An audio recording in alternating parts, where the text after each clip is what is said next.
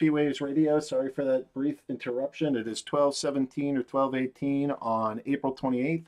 You're listening to the voice of Agrode, and we are in the middle.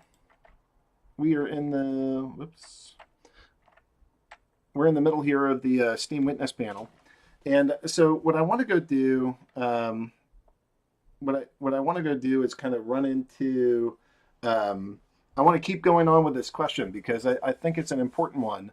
There's basically four different groups on the Steem blockchain. You have devs, investors, bloggers, and merchants. So I would ask that various of the witnesses pick any one of those groups and share sort of what is a challenge for them and what's a way that we can address it.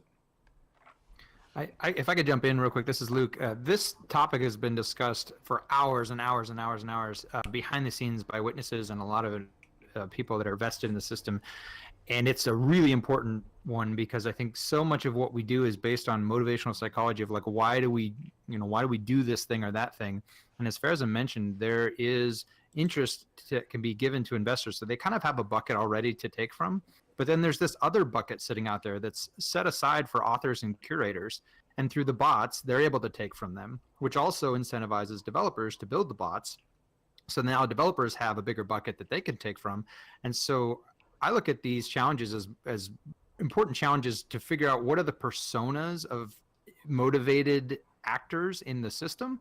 And then what are we doing to define via consensus what is considered good and what is considered bad. And that's a big challenge I think right now we face that spans across all four of those categories is we haven't clearly defined what is it that we think is acceptable behavior for someone acting in a specific category as a developer or as a curator or an author or an investor and what is not good behavior. So we see it and we get upset about it and people spend many hours complaining and getting frustrated, but there's no clear consensus of something that we could actually code into a protocol there. And even the off-chain solutions like the bots, they solve one problem and they might create another problem. So I think a part of this is just clarifying as a community, what is our consensus? What do we value from an ethics perspective, from a morality, like what is good and what is bad? And then go from there. So if we say, hey, this activity is bad and we can have consensus on that within a certain category, well, then we can make progress. Unfortunately, I don't think that we've done that yet as a community. We haven't defined what is good and bad. We just have some people upset and some people not upset. They're okay with it. So I feel like that discussion is like a deeper philosophical one that we can talk about the results of it on the surface forever until we're blue in the face and we're not going to make any progress. But until we can actually come together and have consensus to say, hey, here's the issue. This is what we all agree is wrong. We shouldn't do that. Then we can start to move forward. That's why, like, for example, in EOS, they have a concept of constitution. And you can actually say, hey, this is what we agree to. We may need to move towards that. And maybe that's what an Oracle and an SMT is going to do because maybe it's impossible to have consensus on something this big. But I still think that's where we should focus on that. And I'm going to probably do a post about bots because I think that's one of the most obvious ones that people are frustrated with right now. And I think we can all be doing that, just talking about these things to hopefully get some form of consensus, or just agree that there isn't consensus and say, well, that's just the way it is, and we have to wait till SMTs. So would you then say that some kind of voting voting, how do you say? Voting, I forgot the word, some kind of way to vote through the blockchain, like proposals, would that be a solution to this, to gather input from the communities? That's a very interesting idea, but I think you run into the same exact like civil problem, which the steam power helps, but then we have the distribution challenge of who owns all the steam power, so their vote is more powerful than other votes. So it's not a simple solution. I don't have a full answer yet. Yeah, I mean, I think that's some of the complexity of the issue of the whole, in that you have this sort of investor class that I think was able to go mine quite a bit of steam at the outset, which changes the distribution to one that's highly centralized, which gets to one of the concerns of a lot of potential investors of, the protocol is decentralized, but the investment is not. So this whole thing, there's not like one easy way to point to this and say, you know what, that's going to solve it. That's going to fix everything, because there's just so many layers that are built in here. I mean, while at the one hand you have a handful of investors that own quite a bit of this, the consequence of that is that you have a lot of active bloggers which represent the vast majority of people that are on the platform, but they're the people that don't have a lot of Steem or Steem Power or equity in this token. And sort of how do we figure out a way to make it so that the Steem power that's been accumulated in the hands of the relatively narrow few is able to go find its way to incentivize these content creators to sort of continue to make new projects, continue to make new products. I think it's a hard question. And, you know, for me, it took me 8 months to get anywhere on here. And I kept thinking that's just way too long. So my solution to that has been you just got to help people create communities, and that good content will actually eventually rise up. It's going to take you time, and some of that, somebody mentioned expectations. You know, I think a lot of people come into this and think, hey, I posted, why didn't I get a Lambo yet? But it's like any other small business that you're going to start. This is like a small magazine that you're starting. And that magazine isn't going to go reach 1 million people tomorrow. It takes time, it takes effort, and you have to keep providing value to the blockchain. And I think some of this question is what is value? What do people value? How do you add value to an ecosystem like this? How do you differentiate yourself? How do you get that attention? And I don't think there's one answer, but I do think that it comes with creating good content, sticking with it, and building your audience, and realizing that it's going to take time.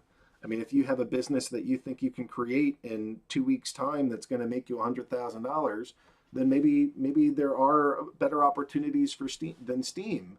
But I think for a lot of people that, you know, you're stuck in slave wages at jobs that you hate, Steem offers a better utility, a better chance of reward. And especially as the price of Steem goes up and essentially your hourly wage for posting goes up, I think it's going to keep attracting more and more people, which should have a positive feedback loop associated with it. So I guess those are some of my roundabout thoughts in terms of active bloggers and content creators. There's no simple fix to this other than you got to work hard, you got to stick with it, you have to build community, build network, and show your value. And you know, that's going to take time and it's going to take effort, and you have to reach out to folks to help push your content to the top of the pile. Addressing the merchants specifically, I think for the merchants want to know that people on Steem are going to come to their business. If, like, for example, if Amazon.com knows that they could potentially get millions of customers from Steem and it'll be easy to use and integrate, then there's a huge motivation to build in a way to pay with Steem, so to speak. For merchants, the nice thing, the more we grow our communities, like Agrod said, and focus on communities, the more we're making it very attractive for merchants to integrate Steem. If a restaurant knows there's a big community of Steem users locally, that's a huge motivation to say, let's make it so people can pay directly with their author earnings straight to our restaurant, or their investor earnings straight to our restaurant, because that'll get us more customers, get us more business, especially things where we can pay alongside existing solutions. Most merchants don't want to scrap their whole system so that they can take cryptocurrency. If it works alongside with whatever the merchant's already using, and it's easy, it's fast, there's no fees, and there's an established community of proven, like, we can show how many users there are, I think we've got something extremely valuable here for merchants, and it's just a matter of continuing to grow it and making it easier for merchants to say, get started with it without you having to go through 100 tutorials to figure out how it works. I'd piggyback on that with, like, Steem is a giant marketplace. Like Amazon is a marketplace, like eBay is a marketplace. And when it's empty, it's hard to incentivize people to start going there. And as we build these communities, that's what's going to populate the marketplace, and merchants aren't going to, we won't have to like fight to attract them. They will fight to get on here because there will be enough people. Yeah, but it looked like you were trying to say something. Yeah, on the topic of merchants, I think that's, you know, a key thing to touch on there is the Steem dollar peg, or lack thereof at the moment. And I think that's really what the whole kind of point of Steem dollars and the peg was, to help to help, buying and selling of products and services using Steem. So even though I know a lot of people are making a lot of money, and myself included, because Steem dollars have been bid up intended peg, I think for the long-term, success of the platform and to be able to encourage using Steem as a currency and payment mechanism, it's really important to try to get it back to $1 and keep it there. Easier for regular users who already we've talked about, they have so much to learn. It would just be much easier for them to know, I have this many Steem dollars, I know how much they're worth. I don't have to do any type of conversions or understanding in my head. So that's why I think even though people are making money right now, for the long term, it's important that they be pegged.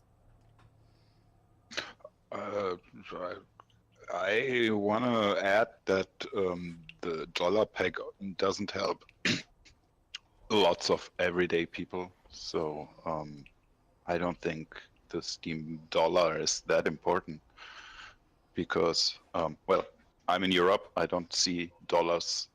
I don't care what a dollar is, and our community in Venezuela, I don't know how much dollars they have. Probably not many. Generally, paying with Steem in a restaurant, or you have to see how many restaurants can you pay with Bitcoin, and how is that market penetrated. So that's far away. We need to get our community to use it more at the moment, and to see it and that's happening. So sorry to break that. No, I hear that's a good point. I wasn't talking about so much as it being the dollar. It's definitely an American thing, but just that it's more stable in price. So if you want people to use something as a currency, it's really important that they are not worried about the value of that going up or down. If they think the value is going to go up, they're not going to want to spend it. If they think the value is going to go down too much, they're not going to want to hold it. So whether it's a dollar or a euro or just having a relatively stable valued currency, I think will really help. So one of the things that has kept me from really trying to do anything drastic in that regard is that in some ways it's already happening. That if I go back, it's not even that many months. We only had 7 million SPDs that were on the market entirely, or just even on the blockchain or the platform, and now there's 12 million. So since I've been here, and it might even have been fewer than that when I actually started. I don't have exact numbers in my head, but I know that we went from 7 million to 12 million, and that's basically doubling it. And I think that's only within maybe within the last year. So I tend to think that this is it's something that's already happening, in that what is driving the ability for the price to go up so much is basically a limited supply. But as the blockchain keeps operating, as we keep printing new SBD, as those SBD aren't being converted back into Steem, we have a lot more supply. And as that supply continues to grow, a couple things are happening. The overall ecosystem is big enough so that it can actually support having more SBDs and have that not be a threat to our very existence, because it is a debt-backed note. But the other thing that happens is that you print a lot more SBDs, and so getting the price to go from $3 to $10 or something is already naturally occurring, that it's getting harder and harder to do that. So to me, I see some of that development is already happening. It doesn't stop speculation, and it doesn't stop people from buying it, but it's a debt note. And one of my thoughts is, if you tell people here is a debt note, it's exchangeable, and somebody says, wow, having this item, which is convertible, there's enough value there in having that security that will bid it up. I mean, maybe it's completely just speculators running amok on that. Maybe it's actually people that are saying, hey, having a token that is backed by something is more valuable than the face value of the token itself. I think that could be happening too. But one of the thoughts that has been driving me too is that Clayop noted, look, when the SBD price is high and we're providing rewards back to authors, the a lot of the money isn't being paid out by the Steem ecosystem itself. It's being paid out by SBD investors.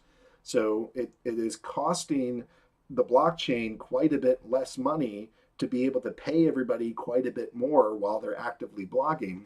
And there's utility in that, especially, maybe if we're a little older in our company stage and growth isn't the absolute number one thing and trying to get everybody here isn't the overwhelming driving factor, maybe that's not quite as big of a deal. But right now, externalizing the cost from the blockchain to paying users a higher amount to blog here to incentivize people to come here when growth is our number one thing, at least in the short term, I've been very a strong proponent of high SBDs because it leads to high post rewards.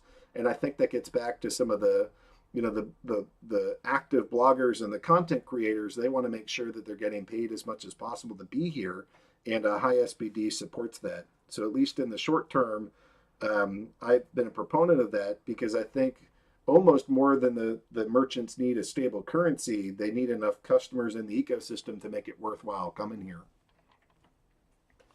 Yeah, I absolutely agree, and I think that's been consensus in the witness discussions in the last months, that we can't have drastic measures in this highly speculative market, because we can't react accordingly to fix it, because the market will change. It's moving too much, everything, and our community is too small to really have the necessity for that at the moment. We have, with 1 million accounts worldwide, there's not many merchants who will ever make a sale in Steem, even if they accept it.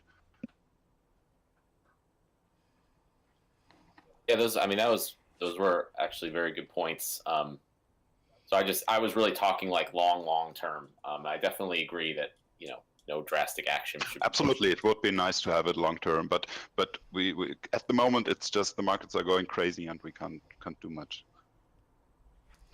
Bottom line. Anybody that's been quiet that wants to chime in on one of those 4 groups: merchants, devs. We haven't really heard much about devs, so if somebody wants to go chime in on what devs need and what they face, that would be awesome. Merchants, devs, bloggers, and investors. Well, as a dev and as someone talking to a lot of devs, I gotta say they're pretty happy, and it's just getting better with the efforts Steem Inc. is undertaking now. So it's going well. We need more of them, of course, but yeah, incentivizing them is again the distribution and pool problem that it's been discussed since 2 years, right? Yeah, exactly. With Freezem, you just hit the mark. We need more devs, and we need to incentivize them somehow to be here. So possibly some type of separate pool, some type of dev fund, so that we get. We have some competitor blockchains right now that I honestly think have more applications being built. I'm not sure why exactly. I can't explain that, but I think if we can come up with a way to incentivize new developers to come on and build separate dApps on the blockchain, that's a big thing. What do you think is missing to make that happen, or why would somebody be more attracted to one of these other blockchains than Steem from a dev's perspective? I'm gonna be honest, I don't have a complete answer for that. This has really just come to my attention over the past few weeks because of the amount of money that we've had to spend on building projects, and I start thinking, good gosh almighty, so we're building projects that don't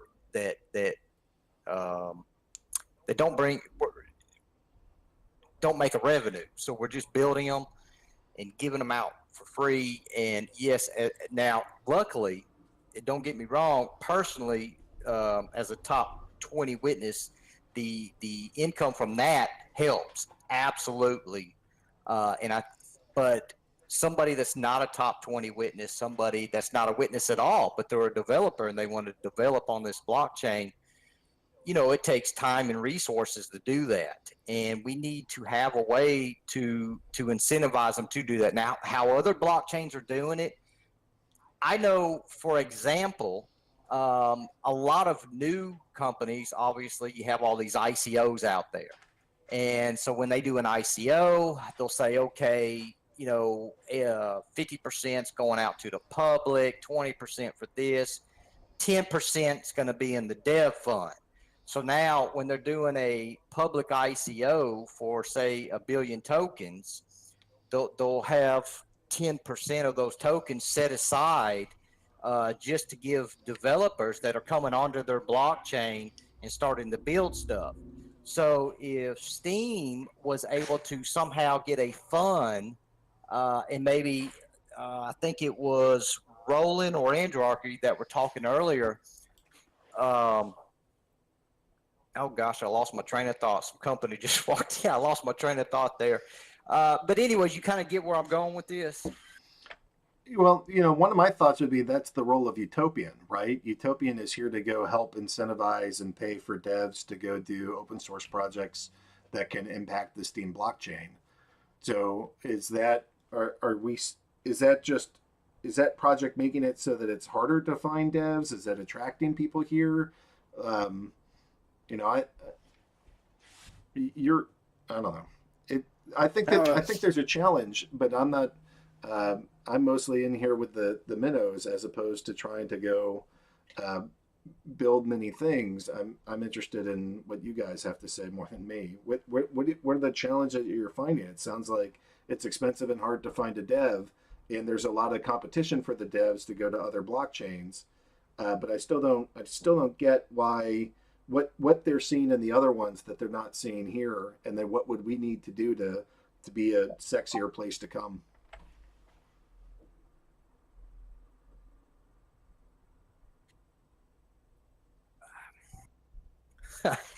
Kind of think my tongue's getting twisted here. In my opinion, like I was mentioning the ICOs with the dev funds, they're doing that from the get-go. So Steem's already built. We're 2 years old. When it was started, it didn't have a separate fund just for developers. So what I would like to see is maybe, obviously, Steem, it has the largest amount of Steem there is. They might be able to start either a separate pool for developers to be able to pull a certain amount from. Oracles could do a consensus on projects. So if a dev says, okay, I want to build this, it's going to cost this much, and Oracles, if they come to consensus to approve it, they do, and those funds are released to that developer. That's just one option, ideas. I don't have an answer, but I'm trying to come up with ideas to propose that might help incentivize new developers to come to the platform and build more and more. Utopian obviously was, like people are talking about, was a great and still is a great start, but that there's going to have to be more, I believe. I think that's a problem of the space in general. Developers go to the projects where they can get the quickest return, and sure, if there are new projects starting, they have a development pool and distribute that. That's a sure gain. You can work for that. Steem, it's difficult. You have to build some followership. You have to get known for your project to be seen, and have to market it yourself. It's very difficult for a lot of developers. There is nothing built in right now, but that's one of the big hopes I have for SMTs, because they will offer new ways of making money with your projects, and that will attract probably a lot of the developing community in the crypto space. You're making me. I think another part of it too that is kind of an ongoing thing that I keep bringing up, and I hope it's not just me that sees it this way, but I think we still have a problem with people comparing Steem to Steemit and not making a separation there. I just watched a video by Crypto Investor, and it does relate to not just investors but also developers as well. Just the entire impression people have of the whole Steem ecosystem is they look at Steem and they start talking about the actual blockchain that they're going to write code for, that they're going to, or the token they're going to invest in, and then they start drifting off to start talking about problems with Steemit. And I feel like this is on all of us to continually remind people. I did a post about this a while back, that Steem is so much more valuable than Steemit. And Andraki started talking about this briefly, like 3-second confirmation times. I mean, free transactions, account recovery. There's just so many things that are incredible about the Steem cryptocurrency and the blockchain itself that enables media and content creators to build amazing applications, that I think part of the problem developers they're just kind of keep Steem at an arm's distance is they don't connect, and they overly connect Steem with Steemit, and they don't realize that Steem, the blockchain, can empower so many different things. And we already see this with DTube, DLive, Utopian, all these different amazing projects. I think they figured that out to say, oh, I can do whatever I want with the Steem blockchain. So my hope is that as the developer tools continue to improve, we can all start reminding people and continuing to talk about Steem, the actual blockchain, the actual cryptocurrency, the actual platform that they're going to build on. Because as Andraki was saying, if they can do that now, as soon as the SMT comes out, they immediately have the funding pool. They can do worker proposals. They can do all the different stuff that they want to do within. They can maybe have 20% of their airdrop or their ICO or whatever they want to do to fund their developers. But they still have to make that distinction that Steem is not Steemit. There is a difference there, and developers need to hear that. Entrepreneurs need to hear that. Investors need to hear that. And I think we can all continue to share that message. And I think it's going to help. Follow is making me think that one of the ways to address this too is to, Andraki was talking about, look, you have on-chain solutions and off-chain solutions. It sounds like there's room that we might actually have a need for sort of an angel investing community to start coming out of the Steem blockchain. We don't have, we do have lots of millions of Steem that are built within the Steem ecosystem, or the Steemit Incorporated, and that is a giant dev fund. And that is a giant dev fund that's working on sort of overall blockchain stability and scalability. And we certainly are going to need that as we onboard many more people and put in place communities and Hivemind and Velocity so everybody can come on board, and SMTs. Stability is going to be a massive factor. But I do think that there's tons of these other projects that I think, people are going to come up with many more ideas about how we can use the Steem blockchain and profit off of it. And I think a big question is going to be, how do I work as a dev to, maybe I'm just starting with a brand new business and there's no money there and I don't know how to feed my family, do all this work, start a brand new business, and have that function. And I think that's oftentimes where you do get angel investing groups and sort of like starting groups to help kick off these projects. So maybe that comes with SMTs, and we can have SMTs serve the role as capital aggregator. Maybe that's going to come through angel investing groups and people that start saying, hey, maybe we help fund these things. But I do think that there are going to be both on-chain and off-chain ways to support investment and having devs work on Steem-related projects. And this might be a good opportunity to say that we're doing really good already. We have people like Diego Elier, who came here and built Utopian.io and has got millions of dollars of delegations, and he's brought tons more developers here through Utopian.io. We've had decentralized video applications, sound applications like DTube, DSound, DLive just launch on our blockchain. To me, we have the most attractive community to develop an application in for the long term. Maybe not in terms of the money you could get up front, but we actually have a functioning blockchain with about 1 million users and very strong communities here. We're already doing really good. Where we seem to have some limitations, the witness system does really good powering developers, and even if you aren't a developer, you can use the earnings to pay for your own developer, which is what I'm doing. And the opportunity we have is to just work together to help fund projects. We see someone who's developing something and say, hey, I need more time to do this, but I don't have more time to do this. I have to work. Collaborating on an individual basis is really effective. The limitation we seem to have is the medium to high-end applications that need, say, $200,000 and have a huge opportunity to add Steem into their community. From what I understand, the process for that is cumbersome, challenging, lots of legal back and forth discussions. Will the money come or not? When will it come? But then again, we can't control that. We can help each other out. All right, so we have about 10 minutes left, 10 or 12 minutes. I just want to go, maybe I'll do this in reverse order this time. So starting with Yaba, and maybe I'll end it here. I'd like to give everybody a chance to just give some closing thoughts. What do you want people walking away from, or walking away from this discussion from? What do you want folks thinking about? Maybe it's a project you're working on. Maybe it's something that the community needs to keep in mind, or what a call to action of some kind. That again, trying to keep this open-ended because the witnesses are certainly Hey, Agro, you still there? Oh, damn it! I forgot I was on push to talk. So that's on recorded, but it's not here. Thank you, Luke.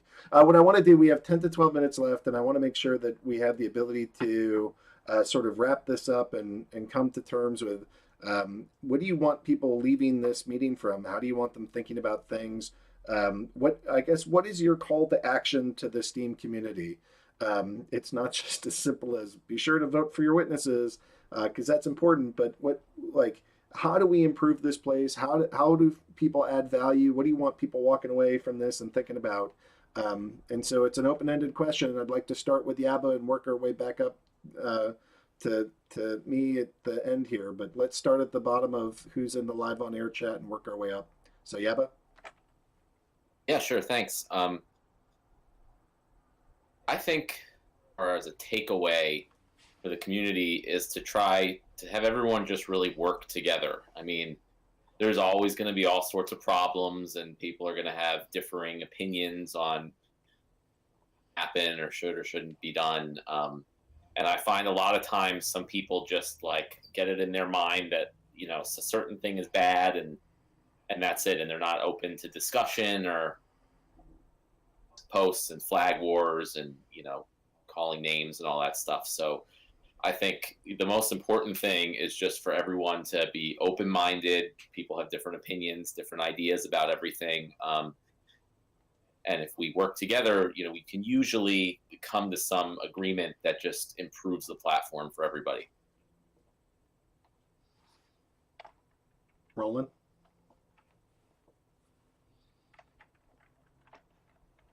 Sounds like Roland might be away from his computer for a second. Fairson, do you want to give us some closing thoughts?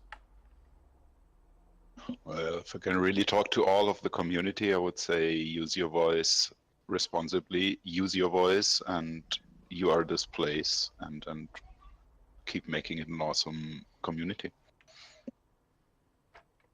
And thanks. Luke? Yeah, I would say help improve expectations. Try to explain Steem it, and even cryptocurrency using your own words so your friends and family and neighbors can understand. Because I feel like if we can't explain it simply, we don't understand it well enough ourselves even. And so that impacts our expectations. If we don't understand something, we might get frustrated. So we can all do that at whatever level of understanding you have. Try to explain things in simple terms. And if you don't have what you need to be able to do that, then turn to the witnesses, turn to people out there that are trying to educate people, and ask for help and figure out how we can all work together to build tools to help people understand what we're doing here, because it's pretty amazing. Jerry? I'm very grateful to be here today with you.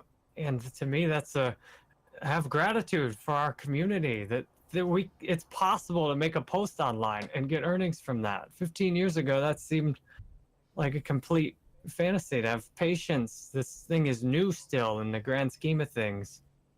And like off Luke's profile, how may I help create a better world? What am I doing on Steem today that's helping someone else to have a better life today? I've heard a lot about working together. That's it. How do we help each other on Steem? To me, this is an amazing thing we're doing if it helps us to work together better, if it helps us to have better lives together. So that's why I show up every day. How may I help? And I'm grateful to have the opportunity to do that on Steem. Roland, are you back? All right, maybe we lost Roland there. All right, so I guess I keep focusing on community. In part, that's because it's part of my skill set, but also because I think it's one of the most important parts of this place. That the challenges are large. It's going to take communication and coordination to figure out. And that's not going to happen unless there's open lines of communication, and that really that those four stakeholder groups are able to interact with one another to go find their needs and to go make sure that the investors are interacting with the active community. The active community is attracting the merchants, and all of that together is driving devs to want to build things here. I think it's going to be that interplay, and where that interplay meets is at communities. So whatever we can do to go foster welcoming new people here, training new people so that they can be successful here, but then also starting out and like really creating your niche communities. I think Discord has been a boon for all of the Steem ecosystem in that you want a music focus group, great, work on that. You want to go do a art focus group, great, make that happen.